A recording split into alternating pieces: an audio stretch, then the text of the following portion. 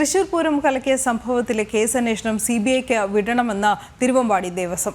അന്വേഷണം വ്യക്തി കേന്ദ്രീകൃതമായി അവസാനിപ്പിക്കാനുള്ള ശ്രമമാണ് നടക്കുന്നതെന്നും തിരുവമ്പാടി ദേവസ്വം സെക്രട്ടറി K. ഗിരീഷ് കുമാർ പറഞ്ഞു. തൃശൂർ പൂരം കലക്കിയത് തിരുവമ്പാടി ദേവസ്വമാണെന്ന് ADGPയുടെ റിപ്പോർട്ട് പുറത്തുവന്നതിനെ തുടർന്നായിരുന്നു തിരുവമ്പാടി ദേവസ്വത്തിന്റെ പ്രതികരണം.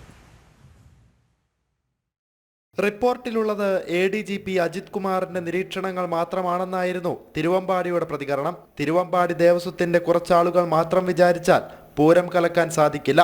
പ്രശ്നങ്ങൾ നടക്കുമ്പോൾ ADGPയും 3500-ൽ പരം പോലീസുകാരും അവിടെ ഉണ്ടായിരുന്നു.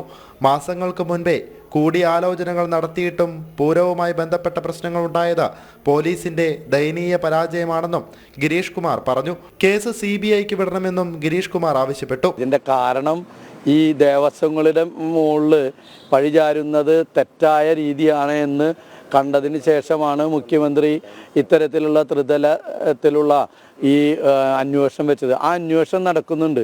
ഇത് അജിത് കുമാർ സാറിൻ്റെ വേർഷനാണ്. ഇത് ഇവിടെ 2023-ലുണ്ടായ കാര്യങ്ങൾ 2024 പൂരത്തിന് ഉണ്ടാവാൻ പാടില്ല എന്ന് വ്യക്തമായി പറഞ്ഞിട്ട് പല മീറ്റിങ്ങുകളും കൂടിയിട്ടുള്ളതാണ്. നമ്മൾ അതിൻ്റെ മിനിറ്റ്സുകളുടെ എല്ലാ രേഖകളും ഉണ്ട്.